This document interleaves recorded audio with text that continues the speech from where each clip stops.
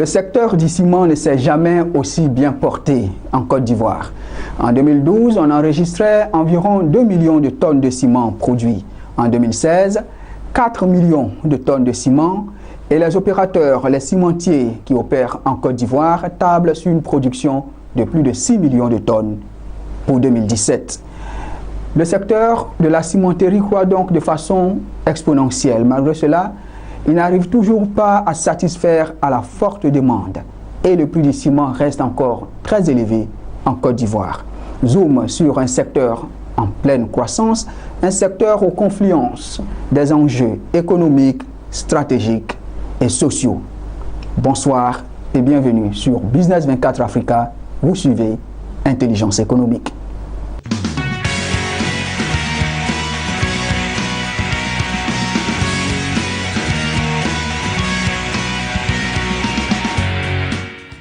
Pour en parler, nous sommes avec nos deux consultants habituels. Docteur Alexis Kofi-Yeboah, bonsoir. Bonsoir. Merci de nous rejoindre. Merci. Docteur Alexis Kofi-Yeboah est consultant en intelligence économique à l'école de commerce et de gestion ECG Abidjan.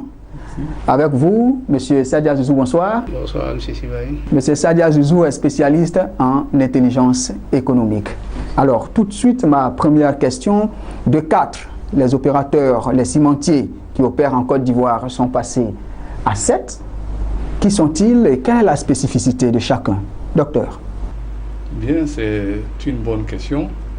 Il faut dire que le secteur de la cimenterie est un secteur très important pour notre pays.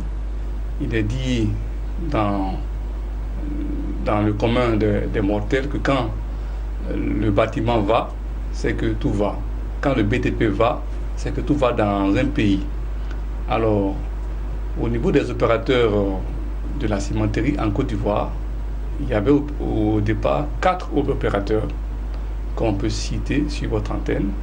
Nous avons la société Sosimat qui est rachetée par Lafarge Holcim. Nous avons la société SCA. Nous avons la société Sosim. Et puis récemment, il s'est installé CIMAF qui appartient au groupe marocain Adoua. Donc c'était au départ les 4 acteurs qui étaient en place. Aujourd'hui, les choses sont en train de changer. Beaucoup d'investisseurs se bousculent aux portes. Vous avez Ivorian Diamond Cement qui est installé sur la route de Anyama, qui normalement devrait livrer ses premiers sacs de ciment dans le mois d'avril 2017. Je me demande si ce n'est pas déjà fait. Et puis, vous avez encore d'autres acteurs. CIMAF qui a ouvert CIMAF San Pedro. San Pedro, c'est dans le sud-ouest de la Côte d'Ivoire. Dans le sud-ouest de la Côte d'Ivoire, qui compte ouvrir également CIMAF Boaké. C'est dit qu'il y a un frémissement dans ce secteur qui montre que notre pays se porte de plus en plus bien. L'environnement économique s'étant amélioré. Mais il y a encore d'autres acteurs qui s'annoncent. Notamment, on peut citer le groupe nigérien Aliko Dangote Cement, qui doit aussi s'installer, qui a acquis un terrain sur l'autoroute du côté de Atengue. Et donc, on a même Sim Ivoire qui appartient à l'homme d'affaires burkinabé Kanazoé, qui est aussi en train de frapper aux portes. Nous avons un groupe ivoiro-turc, le groupe Limac, qui aussi est en train qui est déjà là même, qui commence à produire. Du coup, c'est un secteur qui est en pleine, on va dire, en plein changement. Et si vous voulez, on peut aller peut-être encore dans les chiffres, si vous voulez. Ok, d'accord, on va rester avec les acteurs en présence, M. Sadia. Donc, 4 gros. Et à côté, des entrants qui arrivent. Ok, bien entendu, il y a, comme le docteur l'a dit tout à l'heure, il y a des entrants, des potentiels entrants, il y a de nouveaux entrants. Les nouveaux entrants, c'est le turc Limak. Il y a aussi Ivory Diamond Cement qu'il a marqué tout à l'heure, qui est une alliance, qui est un groupe qui a été fondé par des entrepreneurs ivoiriens et des Indiens. Il faut dire aussi, pour parler des opérateurs, que Lafarge, nous avons des groupes qui sont de dimension mondiale. Nous avons Lafarge Holcim, qui est le premier producteur de ciment au monde, avec le numéro 1 mondial. Le numéro 1 mondial avec 288 millions de tonnes, avec 26 sites d'installation. Et cela à l'issue de leur alliance stratégique avec le groupe suisse Holcim. Et nous avons aussi le deuxième, c'est le groupe chinois, Anhui Conch, avec 217 millions de tonnes. Et il faut citer aussi, pour prendre les top 4, le quatrième, c'est Heidelberg Cement, qui est avec 121 millions de tonnes. Mais Heidelberg Cement est installé dans 2 pays africains, pour ce que je sais. Il y a le Burkina Faso et aussi au Togo.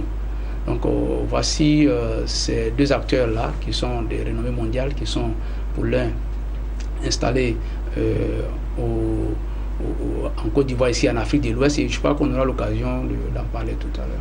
Ok, d'accord. Nous le disions en titre. Alors les opérateurs, le secteur de la cimenterie ne cesse de grossir. Et quelles sont les capacités des différents opérateurs? De façon globale, ce qu'on peut dire, les entreprises se sont installées au départ avec des capacités, on va dire, assez modestes, disons 500 000 tonnes par an. Mais de plus en plus, on constate qu'il y a une extension des capacités de production. Elles sont passées pour la plupart de 500 000 tonnes à 1 million, voire 1,5 million de tonnes. Du coup, le marché ivoirien aujourd'hui, on estime la capacité de production des cimentiers à autour de 4 millions et demi de tonnes par an.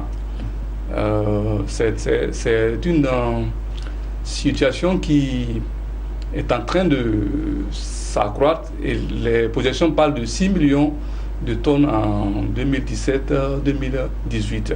Et même l'association des producteurs de ciment de Côte d'Ivoire annonce même des chiffres de 10 millions de tonnes de ciment.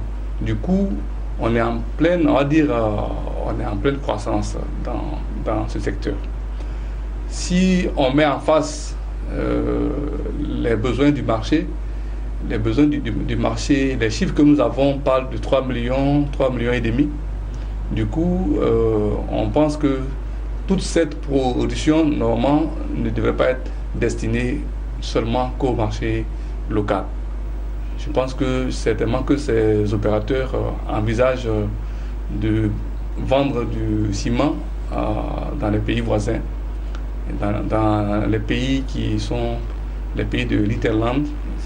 Je pense que ces entreprises ont des projections un peu plus fortes, mais c'est aussi certainement une façon de se préparer aussi à la demande qui ne fait que croître. Chaque année, les estimations parlent de entre 5 à 12% de croissance de la demande. Donc ces entreprises se préparent à répondre à la demande nationale et à la demande sous-régionale. Ok, moi je voulais juste ajouter, tout à l'heure, en parlant des acteurs en présence, il y a des acteurs non étatiques qui ont été cités tout à l'heure.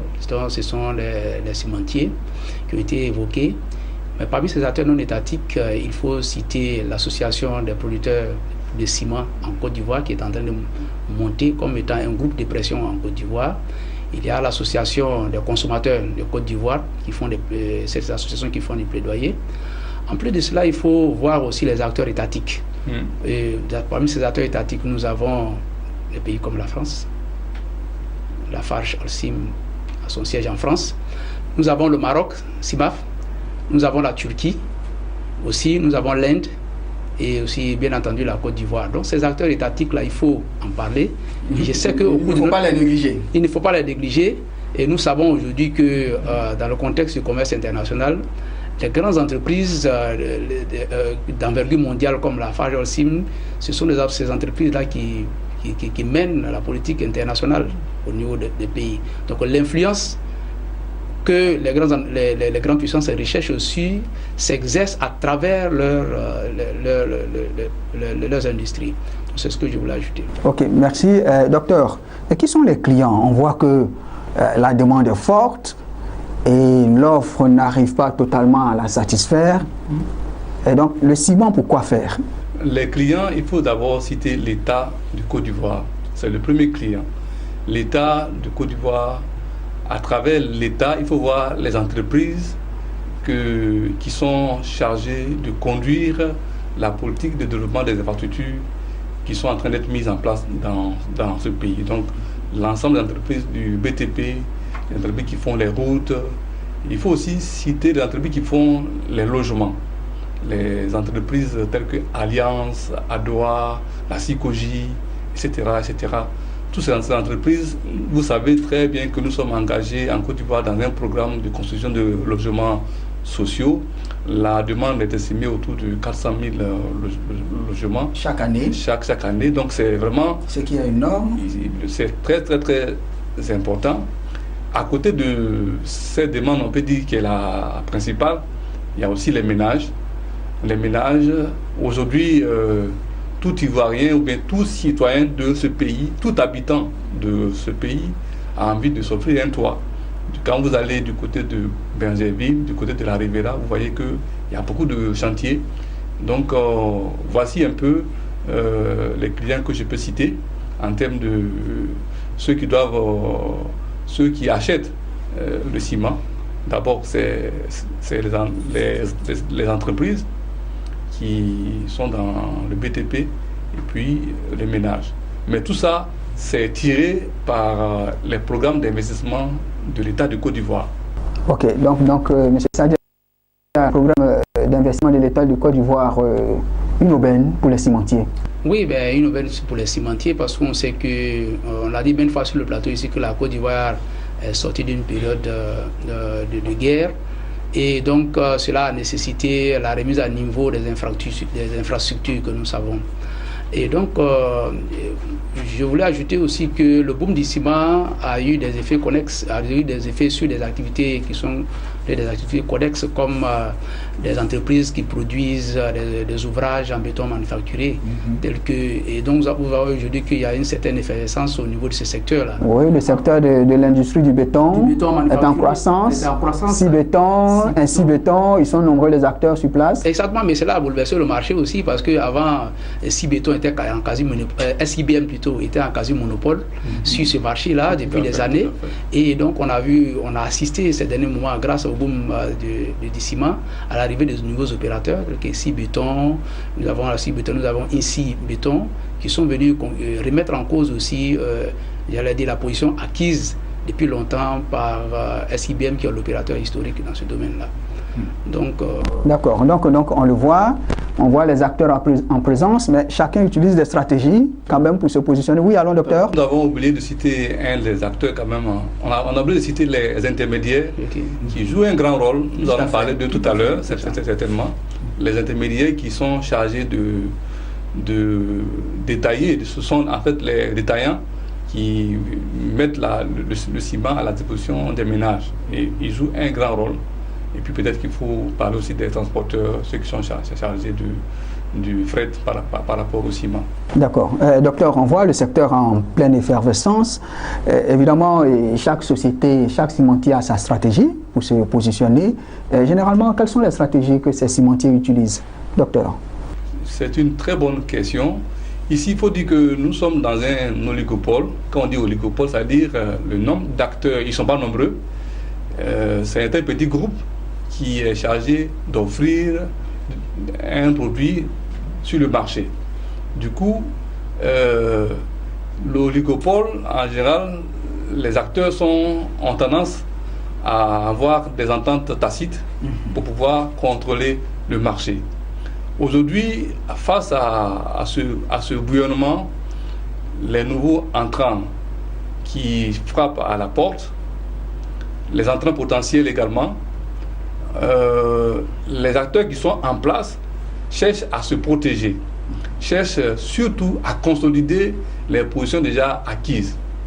Donc c'est pour ça que vous avez l'extension des capacités de production. Les entreprises passent de 500 000 tonnes à 1 million de tonnes, voire 1,5 million de tonnes. Certains même parlent de 2 millions de tonnes.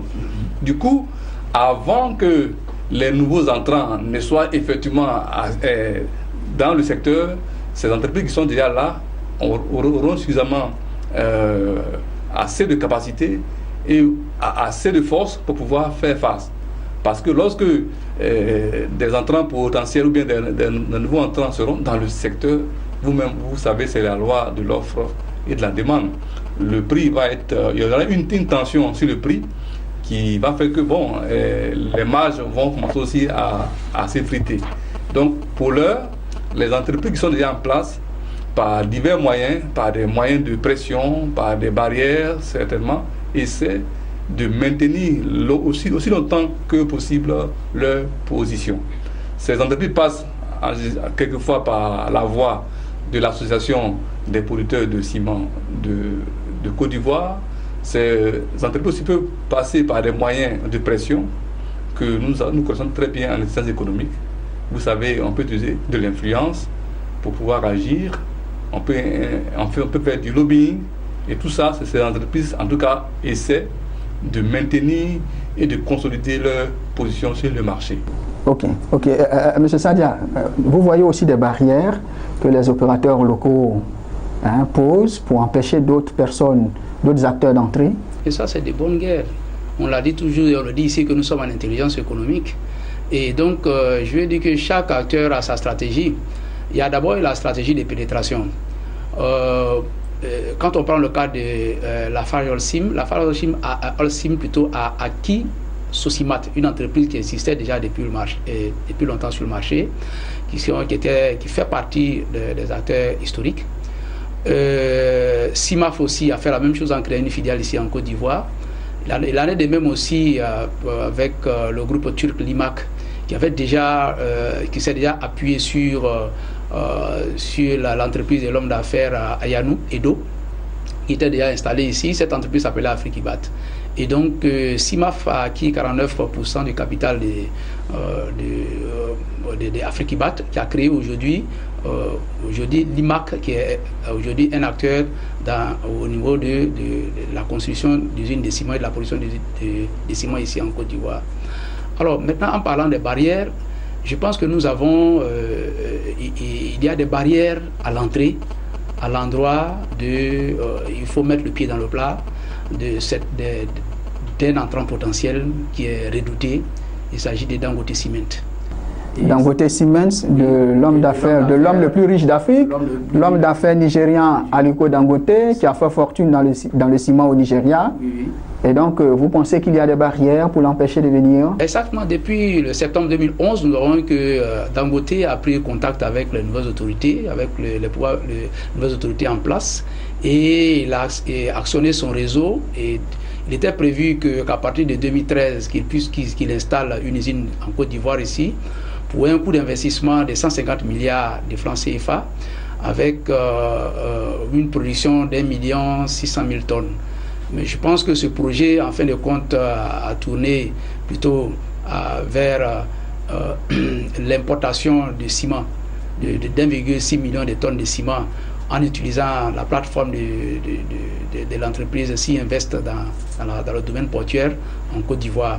Mais ce projet n'a pas obtenu l'assentiment des opérateurs, des cimentiers qui étaient déjà qui opèrent déjà sur le place et qui ont, au travers de lobbying, je veux dire, empêché que cette action puisse se réaliser en arguant du fait que des situations, des barrières empêchent des cimentiers d'importer du ciment au Nigeria pour pouvoir protéger, j'allais dire, la production locale.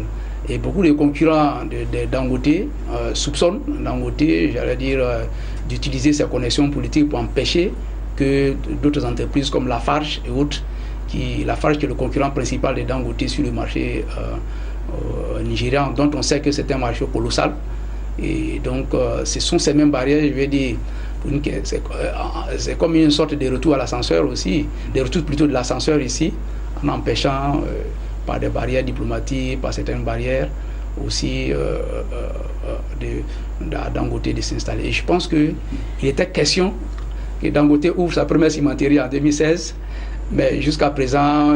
C'est un serpent de mer. Bon, on peut dire que c'est un serpent de mer, parce qu'effectivement, il y a eu des événements qui se sont passés aujourd'hui en Zambie, et aussi là, aussi, dans une certaine mesure au Cameroun, qui ont fait que l'entrée de Dangote a bouleversé le marché avec la chute du prix du ciment, et donc les autres opérateurs aussi se préparent. Dangote, Aliko Dangote, un danger pour les cimentiers ivoiriens ou une opportunité? Le cas Dangote nous intéresse. Faut-il laisser Dangote Cement s'installer tranquillement? Non, je pense que c'est un homme d'affaires redoutable, courageux, et qui fait peur aux autres, parce que Dangote s'est installé en Zambie, le prix du ciment a carrément baissé de 30%. Dangote est au Sénégal, Dangote est au Cameroun, et partout où cette entreprise s'est installée, le prix du ciment a baissé. Et comme nous sommes en économie, vous savez, l'économie, c'est vrai, c'est pas la guerre, mais il y a la guerre économique. Il n'y a rien de gratuit, il n'y a rien de neutre, c'est la lutte. C'est l'intensité concurrentielle. Donc, les entreprises qui sont déjà installées ici n'ont pas intérêt à ce qu'un tel homme d'affaires puissant, Dangote est classé parmi les plus grands producteurs au monde de ciment. Le sixième mondial. Du coup, c'est une multinationale qui est dans 14 pays. Donc, ce n'est pas une petite entreprise. Même s'il y a quelques barrières ici et là, il a déjà quand même acquis le terrain sur la route de Atengue. Dangote, il finira par s'installer. Ce n'est pas un danger, pour répondre à votre question directement, ce n'est pas un danger, c'est plutôt une opportunité. Un homme d'affaires qui est prêt à investir 150 milliards dans un pays, c'est une opportunité pour l'État, c'est une opportunité pour les ménages, c'est une opportunité pour les entreprises de construction, c'est une opportunité pour tous ceux qui sont intéressés par le béton. Du coup, cette entreprise finira par s'installer, et je pense que certaines compétences déjà même ont été déjà débauchées, et ces gens sont en attente. Donc tôt ou tard, ils vont commencer à produire.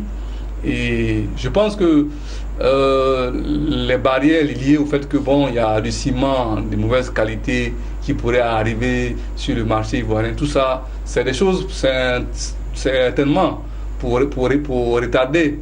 Mais Dangote sait faire du ciment. Il sait faire du ciment de qualité. Tôt ou tard, Dangote sera opérationnel en Côte d'Ivoire, mais est-ce qu'on ne peut pas le dire à la guerre comme à la guerre?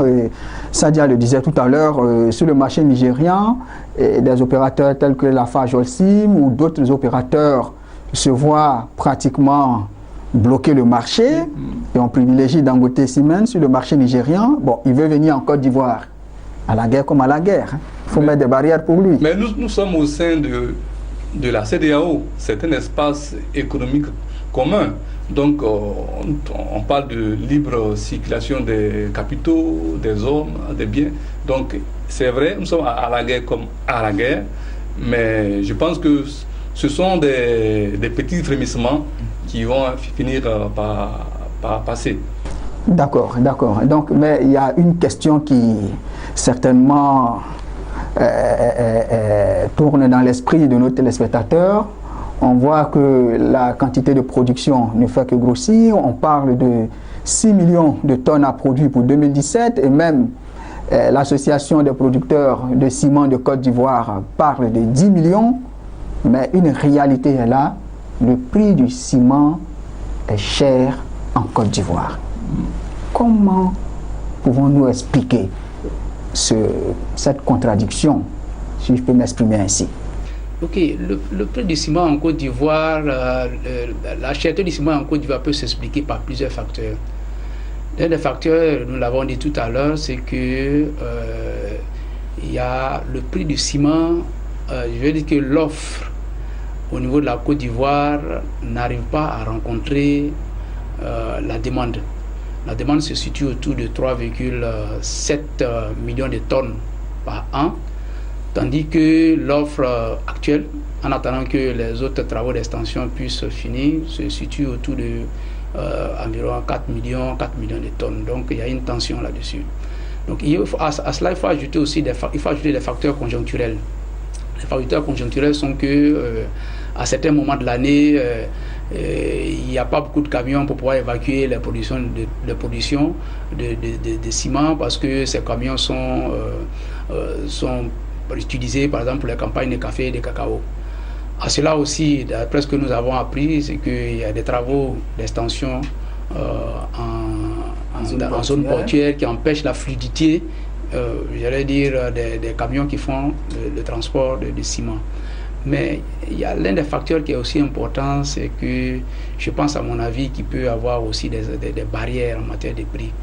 Il peut y avoir des raisons qu'on peut expliquer comme étant des raisons diplomatico-politiques. Vous savez que, comme on l'a dit tout à l'heure, on a parlé de Dangote tout à l'heure, chaque puissance a sa zone d'influence. Et ici, on a remarqué que de façon globale, Dangote a beaucoup de problèmes pour s'installer dans les pays francophones. Donc, bien entendu, Lafarge Holcim vient d'acquérir Sosim. Et donc, c'est un gros investissement. Vous voulez dire Sosimat? Oui, plutôt. Sosimat vient d'acquérir Sosimat. Donc, c'était un gros investissement. Donc, certainement, Lafarge a dû faire aussi un plan pour un retour sur investissement. Et donc, si des producteurs comme Dangote rentrent sur le marché, parce qu'on a dit que Dangote, lorsqu'il rentre dans un secteur, il va être le leader. Bon, donc, s'il rentre, ça va forcément certainement jouer aussi sur le retour d'investissement. Sadia, est-ce que vous êtes en train de dire que la hausse du prix des ciments peut être du fait des cimentiers eux-mêmes, qui maintiennent le prix à ce niveau pour pouvoir rentabiliser leur investissement? Est-ce ça?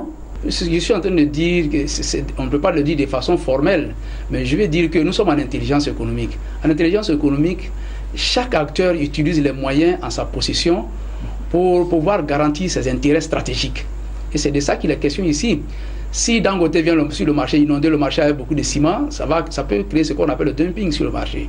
Donc ça peut, j'allais dire, amener aussi faire en sorte que des opérateurs qui sont déjà installés, qui ont fait des gros investissements, vraiment se trouver dans une situation où la trésorerie va prendre un coup. Donc forcément, chaque entreprise, je l'ai dit tout à l'heure, a sa zone d'influence.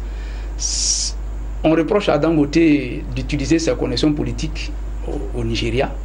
Et je pense que en dehors du Nigeria, il n'est plus tellement dans son élément. Et d'autres opérateurs aussi peuvent utiliser leur réseau pour pouvoir maintenir le prix du ciment au niveau où il est. D'accord. Docteur, est-ce que ce sont les opérateurs qui usent de subterfuges, d'influences et de stratégies pour maintenir le prix élevé, ou c'est une réalité commerciale, voilà, l'offre est plus que la demande? On ne peut pas le dire comme ça que c'est eux. L'offre est moins que la demande. C'est vrai, mais il y a des raisons quand même objectives. Et tout à l'heure, le collègue a parlé du fait qu'il y a des travaux au port qui font qu'il y a un ralentissement des navettes pour les camions qui sont chargés de faire venir le ciment. En fait, il y a un problème de rencontre de l'offre et de la demande. Si la distribution n'est pas bien faite, vous savez qu'il y a une pénurie artificielle qui peut se produire, qui fait que les intermédiaires vont s'enrichir. Les producteurs de ciment ont aussi évoqué l'étroitesse du terminal minéralier du port d'Abidjan, qui fait qu'il y a une certaine lenteur dans le débarquement de la matière première. Toutes ces choses agissent un peu sur comment le produit est produit et comment il est mis à temps à disposition des consommateurs. Donc toutes ces raisons font que le prix du ciment est encore à un niveau, on va dire, élevé. Là, vous pointez du doigt les distributeurs. Donc pour vous, le problème n'est pas forcément au niveau des usiniers, mais plutôt des intermédiaires. Bien sûr, parce que le prix du ciment à l'usine oscille entre 87 000 CFA et 90 000 CFA à la tonne. Du coup, mais si vous allez acheter du ciment que vous êtes installé à la Riviera, vous allez l'acheter certainement à 100 000, voire à 110 000, et même pour ceux qui sont à l'intérieur, quelquefois on va jusqu'à 120 000 francs CFA à la tonne. Donc je pense qu'il y a une question de distribution qui pose vraiment problème. Sinon, mais vous savez aussi que si nous avons peut-être 20 opérateurs on a une capacité peut-être de 12 000 tonnes par an, c'est bien entendu sûr que le prix va quand même baisser. Mais je ne crois pas que ce soit le fait délibéré des opérateurs eux-mêmes. C'est certainement, il y a des facteurs, la distribution est souvent mal faite. D'ailleurs, c'est ce que l'entreprise, je crois, Sosimat essaie de corriger en mettant en place des points de vente franchisés qu'ils appellent Prosim, pour permettre aux ménages d'avoir accès au prix du ciment en gros, qui fait que quand même ça va baisser vraiment le prix. Donc on saute une étape en fait. Donc je ne pense pas que ce soit eux, mais comme il a quand même dit, et c'est très intéressant, lorsqu'on est dans une position en termes de guerre économique, en tout cas on ne peut pas se permettre de donner la balle à l'adversaire. Il faut jouer de tout son poids, de tous les instruments pour faire en sorte qu'on puisse rentrer dans ces investissements avant que la concurrence devienne encore plus rude. Donc, toutes les voies d'influence, de réseautage, de pression que nous pouvons faire, on va le faire. C'est ça, nous sommes en train de chercher de l'argent, c'est pour une question de retour sur investissement. Voilà, donc c'est la guerre économique. Du coup, un entrant potentiel ou bien un nouveau entrant dans le secteur, il va certainement perturber beaucoup de choses. Voilà, donc les entreprises essaient de se protéger au mieux. D'accord. Bien entendu, il y a des derniers éléments que je voulais ajouter qui peut favoriser aussi la cherté du ciment. C'est que en Afrique de l'Ouest, ici, on sait que le ciment est fabriqué avec du calcaire mélangé à de l'argile, qui donne la matière première qu'on utilise pour fabriquer le ciment qu'on appelle le clinker. Et depuis là, je pensais, on a oublié d'en parler au début, mais c'est un élément assez important. En Afrique, ici, il y a deux zones. Il y a deux pays où on produit le calcaire. Il y a une mine au Burkina Faso et puis il y en a une comment on appelle ça, au Togo. Alors, donc, cette situation, la Côte d'Ivoire n'a pas de gisement de calcaire. Donc, on pourrait aussi expliquer le fait qu'il faille importer des clinkers des autres pays pour pouvoir les broyer ici en Côte d'Ivoire. Donc cela aussi, en ajoutant les coûts des facteurs, pourrait aussi contribuer à rendre le ciment encore plus cher avec le coût aussi élevé au niveau de l'électricité. Je pense aussi que ces éléments-là sont des éléments qu'il faut prendre en compte. Pour appuyer même ce que M. Sade a dit, pour produire une tonne de clinker, il faut à peu près entre 3200 et 4200 kilojoules. Et pour avoir une tonne de ciment, les experts parlent de 110 kW. Du coup, si le coût de l'énergie est très élevé dans nos pays, ces facteurs de production, quand on les agrège avec le transport et tout le reste, il va de soi que le prix du ciment ne peut pas être en dessous de ce que nous avons en ce moment. Oui, mais les consommateurs souhaiteraient que le coût du ciment soit en dessous. Alors tout de suite, on va donner quelques pistes de solutions. Comment faire pour faire baisser le prix du ciment en Côte d'Ivoire? Docteur. En tout cas, pour moi, l'un des moyens les plus simples, d'abord, c'est d'ouvrir le marché. Pourquoi? Il faut faire en sorte que d'autres opérateurs s'installent. D'ailleurs, en 2015, déjà, l'État ivoirien a répété ce qu'il est en train de faire en 2017. Pour pouvoir réduire la tension sur la demande, l'État est obligé d'importer d'autoriser l'importation de plus de 150 000 tonnes de ciment. Je crois que c'est la même chose qui se passe encore cette année. Pour une période bien définie, l'État a autorisé l'entreprise à importer. Mais c'est la même chose que Aliko Dangote voulait faire. Il voulait importer, disons, sur le sol ivoirien, 1 500 000 tonnes de ciment. Si on l'avait autorisé, cette tension sur le prix n'allait pas arriver. Donc il faut d'abord ouvrir le marché. Comme je l'ai dit en introduction, quand nous sommes dans un oligopole, les acteurs ont tendance à s'entendre. Ensuite, il faut réduire le rôle que jouent les intermédiaires. C'est pour cela que nous encourageons ce qui a été fait et ce qui est en train d'être fait par l'entreprise Sosimat qui entend ouvrir c'est CIMAF, je crois bien. CIMAF. Non, c'est Sosimat, c'est l'entreprise de Lafarge. Lafarge Holcim, ok, d'accord. Donc, Lafarge Holcim, qui veut ouvrir des sites franchisés. 200 sites franchisés à l'intérieur du pays. À l'intérieur du pays, c'est une bonne chose. Et quel est l'avantage de ces sites? L'avantage de ces sites, c'est que le ciment est accessible aux consommateurs au prix usine. Okay. Ce qui est intéressant. Du coup, on saute pas mal de marge que les intermédiaires y mettent. Donc, on a du ciment de qualité à un bon prix et on peut travailler. Et ça, c'est des choses qu'il faut encourager. Je pense que à partir de ça, le prix du ciment peut être relativement abordable. Mais cela ne peut pas remplacer le fait que d'autres acteurs viennent sur le marché. Je vous ai dit, quand Dangote s'est installé en Zambie, le prix du ciment a baissé de 30%. Tout à fait. Au Sénégal, où se trouve Dangote, la tonne de ciment est autour de 60 000 francs. Entre 60 et 70 000 francs. Contre 87 et 90 000 francs en Côte d'Ivoire. Et donc, là où cette entreprise, là où il y a la concurrence, l'exemple est simple. Prenons le cas de la téléphonie. Il y a 10 ans, 15 ans en arrière, on téléphonait ici en Côte d'Ivoire une minute à 500 francs CFA. Mais tout ça, c'est fini.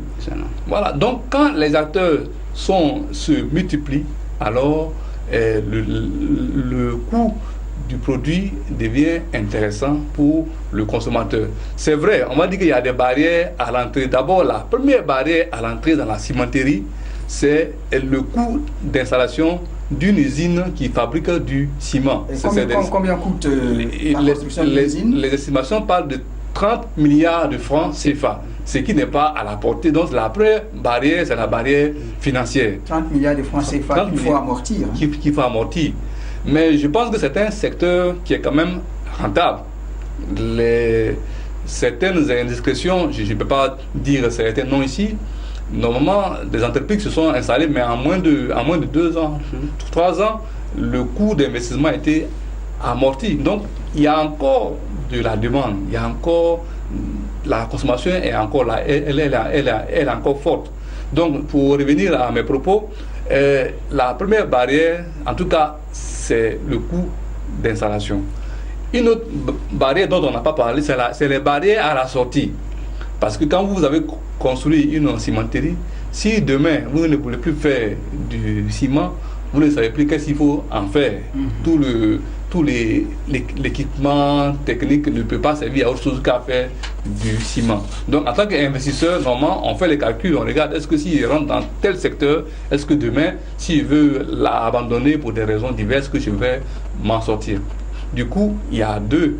Donc, il y a la première barrière à l'entrée, qui est le coût de l'investissement, et la deuxième, qui est liée à la barrière à la sortie. Mais il n'y a pas que ça. On a parlé des barrières artificielles qui ont été mises en place parce que les gens font de l'influence pour pouvoir se maintenir. Notamment, on peut élever les normes liées à l'environnement parce que vous savez, la cimenterie est une industrie quand même qui est assez polluante. Donc on peut augmenter le coût des licences, on peut mettre plein de barrages. En tout cas, mais pour que le prix du ciment baisse, il faut que les autorités de notre pays puissent ouvrir le marché parce que je pense que c'est dans leur intérêt. D'ailleurs, je pense qu'ils ont quand même engagé certainement les démarches dans ce sens, et surtout dans l'intérêt de la population et des consommateurs. Monsieur Sadia, vos propositions pour faire baisser le prix du ciment en Côte d'Ivoire? Je pense aussi que les usiniers aussi ont commencé à faire un pas dans ce sens-là. Déjà, il y a l'exemple que le docteur a donné tout à l'heure concernant les franchises pour les distributeurs. Nous avons aussi au niveau de la société de la SCA qui a fait ce qu'ils appellent le dépôt d'usine. Nous en avons un autre comme ça à Ndautré. Nous remarquons aussi que la CIMAF a construit une usine de ciment à Boaké. Et moi, je souhaiterais par exemple qu'on puisse en construire dans les grandes capitales des régions, c'est-à-dire notamment une usine de ciment à Korogo pour servir les populations du Nord, une autre à Bondoukou, à Bangourou pour servir ceux de l'Ouest et de l'Est, et puis une dernière à Man pour couvrir la zone de l'Ouest. De sorte que le pays soit suffisamment maillé et de sorte que cela ne puisse pas entraîner des pénuries en matière de ciment.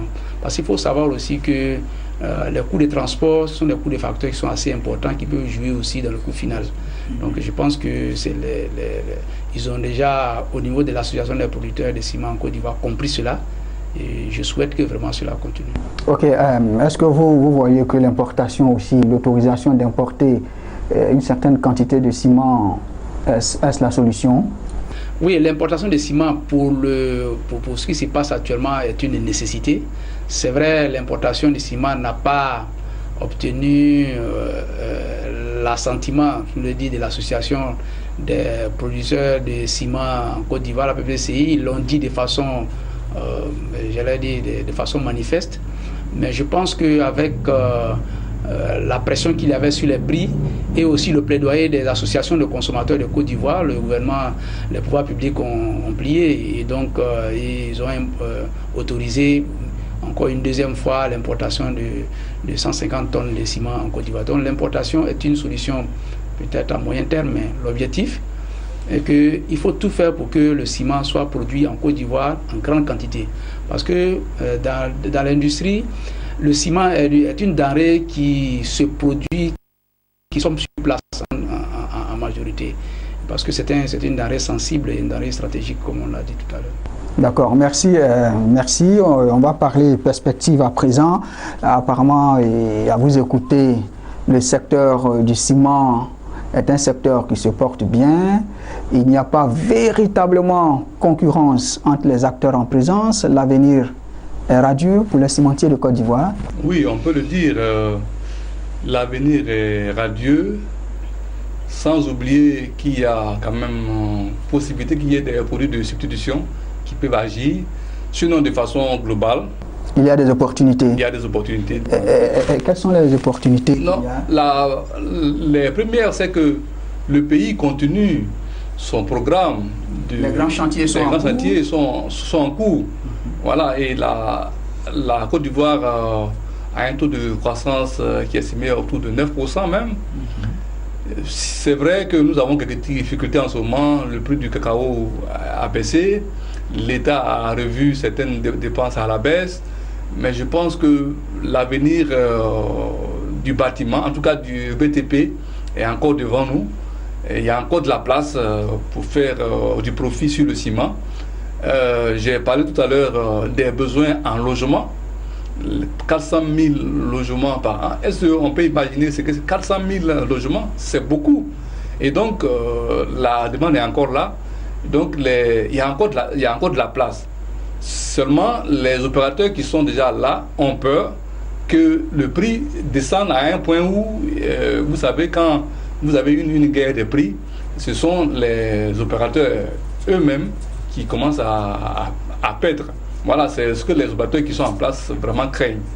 Et comme je l'ai dit, avec tous les grands chantiers, le 3e pont, le 4e pont, le 5e pont même, et puis les routes qui sont ouvertes, l'État ivoirien est en train de lancer le pays.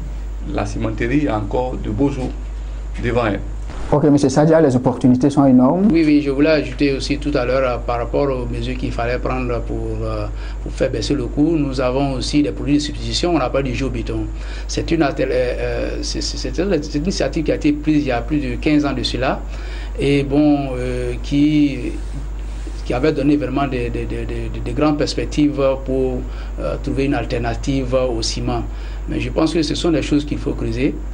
Tout récemment aussi, nous avons appris qu'un jeune Malien installé aux États-Unis, qui a fait ses études au Canada, est en train de créer aussi avec des sachets en plastique, peut créer des matériaux aussi solides que le ciment, qui peut aider aussi à pallier cette insuffisance-là. Maintenant, en matière de perspectives aussi, pour le ciment, il y a les opportunités, il y a aussi les menaces. Les menaces, dans un premier temps, c'est la crise économique. Le docteur a dit tout à l'heure qu'on dit dans un pays, quand le bâtiment va, tout va, mais on n'est pas à l'abri d'une crise économique. Ces derniers temps, il y a quelques mois de cela, on parlait beaucoup de la dévaluation du franc CFA.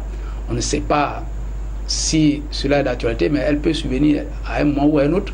Pour l'heure, rien n'est confirmé et apparemment rien ne concourt au fait qu'on dévalue le franc CFA. Rien, jamais. Le débat sur le franc CFA est actuel, vous le savez très bien.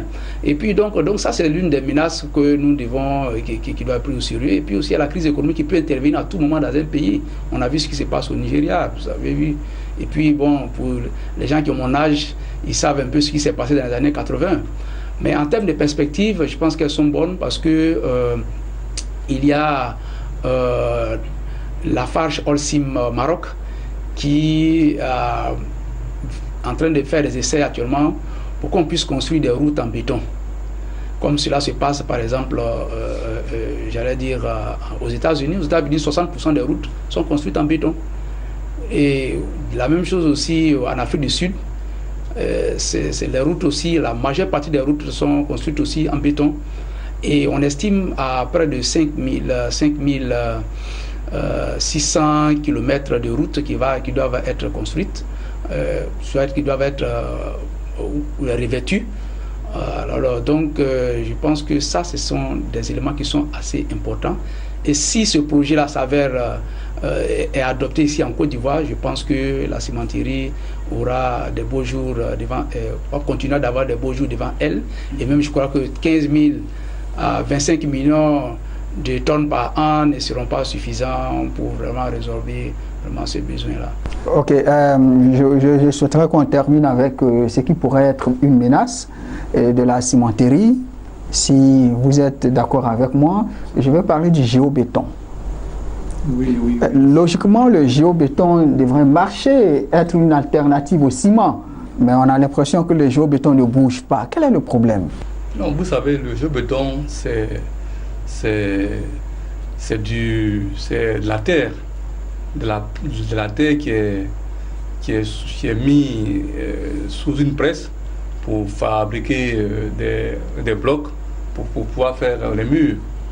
Mais vous savez, c'est un matériel qui est moins cher, c'est un matériau qui est moins cher, mais vous savez, pour les Ivoiriens, il y a une question culturelle. Quand on construit une maison, on dit j'ai construit une maison en dur. Donc on a l'impression que quand on construit une maison avec du géobéton, ce n'est pas en dur. Sinon le géobéton c'est du matériau qui est capable de remplacer le ciment. Mais c'est l'équipement nécessaire pour faire des briques assez solides qui manquent. Dans les pays d'Afrique de l'Est, la Tanzanie, la Zambie, l'Afrique du Sud, la Namibie, tous ces pays, ils ont du matériel à adapter pour pouvoir faire des briques de qualité. Donc c'est un problème d'infrastructure. C'est un problème d'équipement, voilà, et de formation aussi. Ici, dans certains de nos villages, on a fait des maisons en géobéton, mais ça prend de l'humidité parce qu'on n'a pas les presses qu'il faut. Et puis bon, il faut aussi l'expertise qu'il faut également. Exactement. Mais le géobéton ne peut pas remplacer le ciment parce que le ciment existe depuis 1840. on continue d'utiliser le ciment. Ça peut juste, c'est un produit de substitution qui va juste grignoter quelques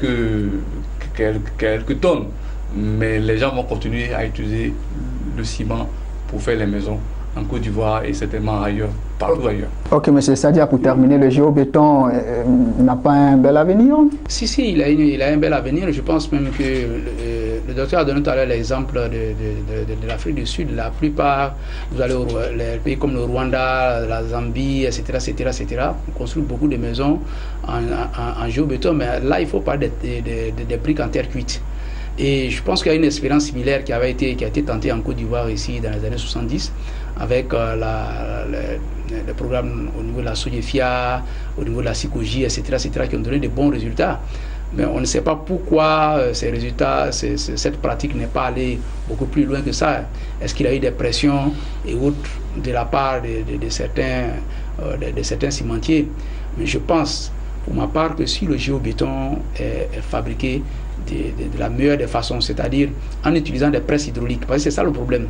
Ici, en général, en fabriquant le géobéton, les gens utilisent les presses manuelles. Donc les briques sont fabriquées à la force du bras. Et les briques fabriquées à la force du bras n'ont pas la même consistance que celles qui sont fabriquées par des presses hydrauliques, non pas par la machine. Et c'est là que se trouve le problème. Je pense qu'on n'a pas suffisamment creusé. Et je pense que ce sont des choses qu'on peut rattraper. Qu'on peut corriger. Ok, d'accord. Merci beaucoup. Notre mission est pratiquement terminée. Merci, chers consultants. Nous rappelons à nos téléspectateurs que nous parlions de l'essor du ciment en Côte d'Ivoire. Et avec nos deux invités, nous avons fait l'analyse que la demande est forte. Quelques pistes de solutions ont été données et l'avenir est radieux pour les cimentiers de Côte d'Ivoire. Nous étions avec Dr Alexis Kofi-Yeboah. Merci d'être venu sur notre plateau. Dr Alexis Kofi-Yeboah est consultant en intelligence économique à ECG Abidjan, École de commerce et de gestion. Également avec M. Sadia Zouzou. Merci d'être venu sur notre plateau. M. Sadia Zouzou est spécialiste en intelligence économique. Chers téléspectateurs, merci de nous avoir suivis et restez sur Business 24 Africa.